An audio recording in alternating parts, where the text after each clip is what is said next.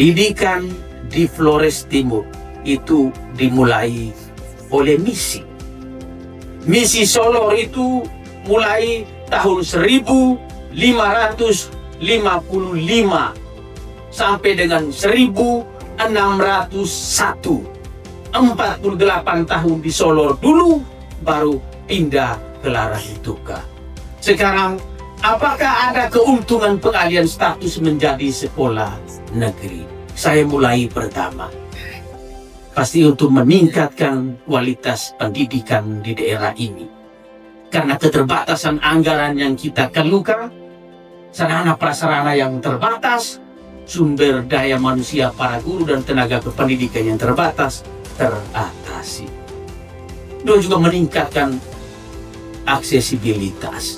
Dengan sekolah negeri Pihi, Solor Watan Lema, sekolah menengah kejuruan lain, itu terancam, apalagi sekolah-sekolah swasta.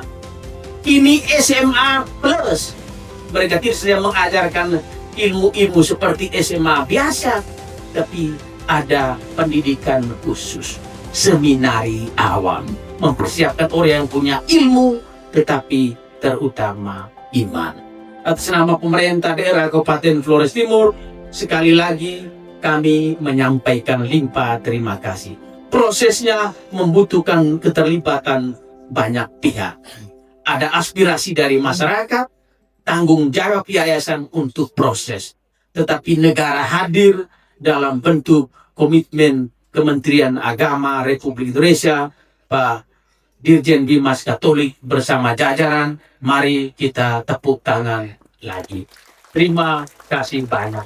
Lalu yang membedakan sekolah Katolik itu dari sejarah dan prakteknya, hal pertama dan terutama sekolah Katolik bercirikan oleh keunggulan. Tolong diperhatikan. Jadi diusahakan agar tamatan sekolah ini harus menghasilkan orang-orang bermutu, orang-orang yang berguna. Maka perlu diterapkan proses dan struktur yang berkelanjutan dan bukti-bukti untuk memastikan keunggulan dalam setiap aspek program kehidupan dan kegiatannya. Lalu yang berikut, kita berkomitmen untuk mendidik seluruh anak bangsa.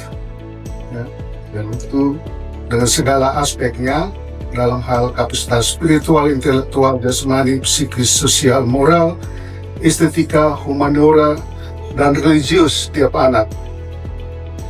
Semua sekolah Katolik bertujuan pada pembentukan integral pribadi manusia yang meliputi persiapan untuk kehidupan profesional, pembentukan kesadaran etis dan sosial, pengembangan kesadaran pendidikan transidental dan keagamaan.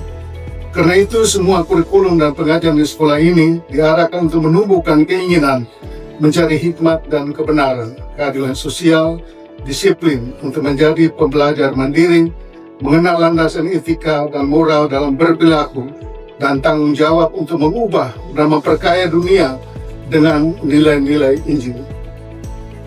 Seorang pendidik adalah panutan bagi siswa. Maka sebisa mungkin sekolah ini merekrut guru-guru yang berpraktik Katolik, yang dapat memahami dan menerima ajaran gereja Katolik dan tuntutan moral Injil, dan yang dapat berkontribusi pada pencapaian identitas Katolik dan tujuan kerasulan, termasuk partisipasi dalam komitmen sekolah terhadap tanggung jawab sosial, keadilan, dan evangelisasi. Yang kedua, ucapan terima kasih ya. Tentu pada pemerintah Republik Indonesia di bawah kepemimpinan Presiden Prabowo dan Wakil Presiden Gibran, juga Bapak Menteri Agama, dan secara khusus Bapak Dirjen Bimas Katolik yang akhirnya menerima usulan dan mengabulkan adanya sekolah negeri yang berasaskan agamanya. Secara istimewa hari ini dengan adanya peresmian Semak Negeri Santo Mikael Flores Timur di Solor. Baik, terima kasih Ibu. Yang pertama memang misi dari kehadiran sekolah ini sesungguhnya membantu masyarakat karena di Pulau Solor sendiri, khususnya di Solor Barat, jangkauan sekolah menengahnya cukup jauh. Itu yang pertama. Lalu yang kedua, sekolah ini hadir untuk membantu masyarakat di sekitar pesisir utara. Lalu ketika berjalannya sekolah ini 10 tahun, tentu asumsi masyarakat kalau swasta itu kan mahal. Maka kita dorong untuk bisa dinegrikan. Dan puji Tuhan, setelah berjalan 10 tahun, harapan masyarakat itu kemudian terwujud hari ini.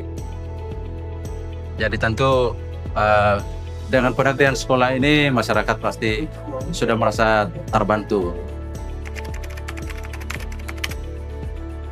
Tentu dengan penegrian ini, saya kira perhatian pemerintah pusat saya kira sudah mulai cukup besar untuk itu.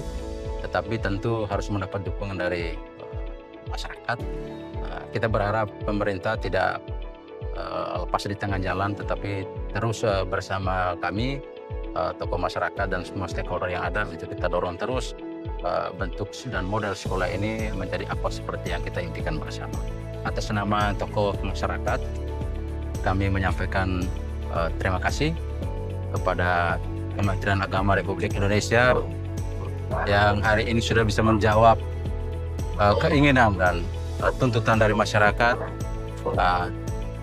dan juga kepada semua pihak, Kementerian Agama Provinsi, Kabupaten, Yang Mulia Bapak Skup, dan juga seluruh pemangku kepentingan yang ada, orang tua suku, para leluhur utara, dan semua orang yang ada di sini yang telah bekerja sama untuk menghadirkan lembaga ini, dan kemudian hari ini kita sudah berada di pintu penegrian yang sudah terbuka untuk kita semua. Terima kasih untuk semua.